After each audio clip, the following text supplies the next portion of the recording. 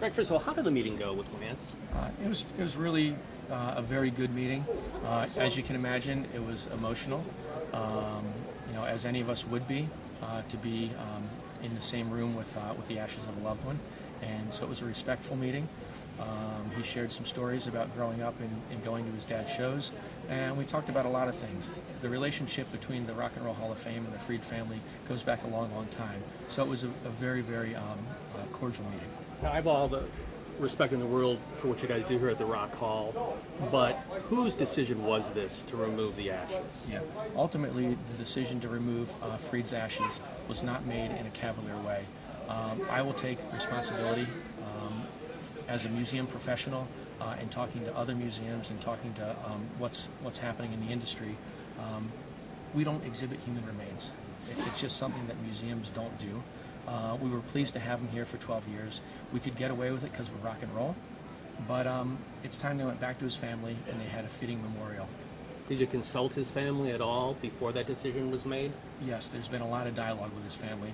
The initial conversation with Lance, in that conversation, when I said, Lance, what's your position on the ashes? He said, you know what? There are members of my family that have never been comfortable with the ashes being on exhibit to the public. And that aligned with our thinking. So over time, we had that conversation. We talked about other alternatives. We met with Lance in the city of Cleveland to talk about Lakeview Cemetery, to talk about perhaps a public memorial in front of the Rock and Roll Hall of Fame. That wasn't possible. The city does not inter remains on city property. There's an ordinance against it. So in our meeting today, we revisited Lakeview Cemetery as a potential option. I think that'd be a terrific place. It's where many Northeast Ohio dignitaries are housed. John D. Rockefeller is there, Elliot Ness is there, President Garfield is there. It'd be a wonderful place. If this was Elvis Presley's ashes or Janis Joplin or Jimi Hendrix, would you make that same decision on their ashes? If we had Elvis Presley's ashes or Janis Joplin's ashes in the museum on exhibit, it'd be pretty extreme if we did that. And, I'm not aware of any museum that has those ashes on public display. I think in the first place, we likely would not display them. When Freed originally was brought to the Rock and Roll Hall of Fame, it was not on public display, and that's what the museum decided to do. The family came to us and said, we really want him to be on public display. So it was even controversial at that time. If you go back and look at the press releases and the conversation, it was never a unanimous decision. It was always controversial.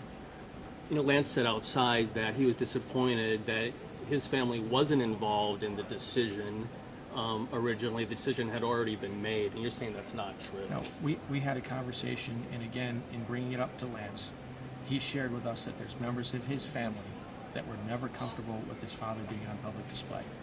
And the decision again was that your decision, or do you guys, let me understand how that decision is made. Is it your decision, that comes down to your decision, or do you have a committee to do that, or what? Yeah, ultimately, I'm the CEO of the museum, so I'll take responsibility for the decision. But there was a lot of inputs in making that decision, and it's the right decision. We should not be exhibiting human remains in our museum. And my last question, did you ever reach out publicly to fans or anybody like that, or fellow musicians or anybody like that in this decision, or was it just your decision and the families? Yeah, it was a decision from our senior management team here and talking to others in the museum field, professionals at other museums, and this is just not what you do.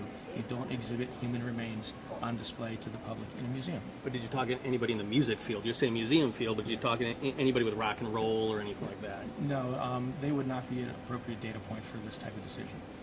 Okay, great. Did you want to add anything else? Or okay, great. Thank you very much for taking the time to talk to me. I appreciate it. Did we talk about the footprint? It's important to the story because, the footprint about. Well, we're not diminishing his that's footprint. That's a good point. Oh yeah, I'm going to show all this, and I'm going to include that, and I have also included that in my tweets too. But I'm more than happy to put you on camera and talk about that too. Okay, so yeah. Yep. We're standing in the Alan Freed exhibition at the Rock and Roll Hall of Fame. The square footage in this exhibit and the space it occupies is bigger than our Beatles exhibit. We're not reducing this exhibit. We're not removing things from this exhibit except for one thing. We've returned the ashes to the family.